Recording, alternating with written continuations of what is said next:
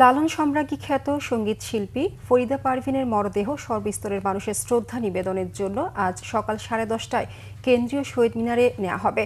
দুপুর 12টায় ঢাকা বিশ্ববিদ্যালয় মসজিদে প্রথম দফা জানাজা অনুষ্ঠিত হবে। এরপর মরদেহ কুষ্টিয়া নেয়ার পর দ্বিতীয় দফা জানাজা শেষে পৌর কবরস্থানে দাফন করা হবে।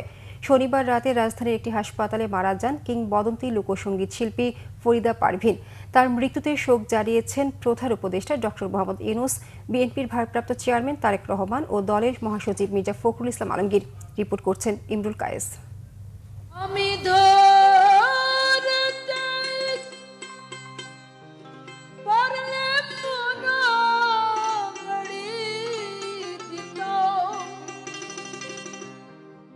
লালন ফকিরের গান আর ফরিদা পারভিন যেন একে অপরের পরিপূরক হয়ে উঠেছিলেন।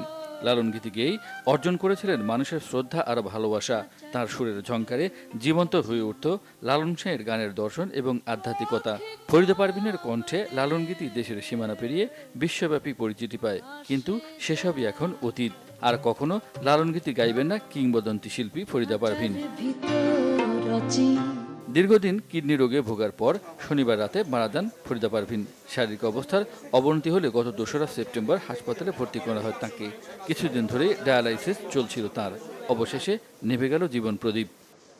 রাতের বেলা যখন ওনার কার্ডিয়াক অ্যারেস্ট হয়, তারপর প্রয়োজনীয় ব্যবস্থা গ্রহণ করি, কিন্তু ফাইনালি আমরা 10:15-তে তাকে মৃত ঘোষণা করি ইসিজির মাধ্যমে। এবং আপনি জানেন যে দীর্ঘদিন ধরে উনি কিডনি রোগে ভুগছিলেন, সাথে অন্যান্য জটিলতা ছিল, মাল্টি অর্গান ফেইলিউরের একজন পেশেন্ট ছিলেন তিনি।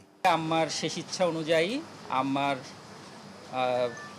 কবরস্থান দাফন করা হবে কুষ্টিয়া পৌর গোরস্থানে। তার আগে আমরা বাদ মাগরিব কুষ্টিয়াতে পৌর গোরস্থানে আরেকটা জানাজা করব।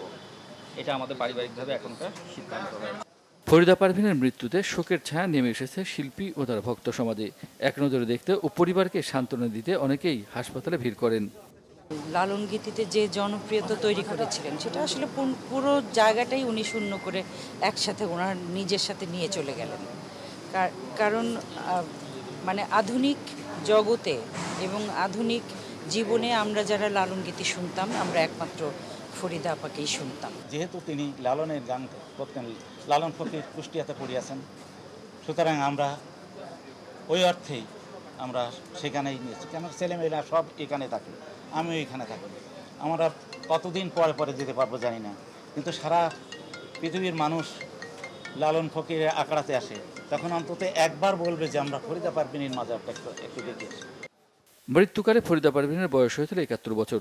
1954 সালে 31 ডিসেম্বর নাটোরের সিংড়া থানায় জন্ম নেওয়া ফরিদা পারভিন গানে গানে কাটিয়েছেন 55 বছর। 14 বছর বয়সে 1968 সালে ফরিদা পারভিনের পেশাদার সঙ্গীত জীবন শুরু হয়। ইমরুল কায়েস, বাংলা ভিশন, ঢাকা।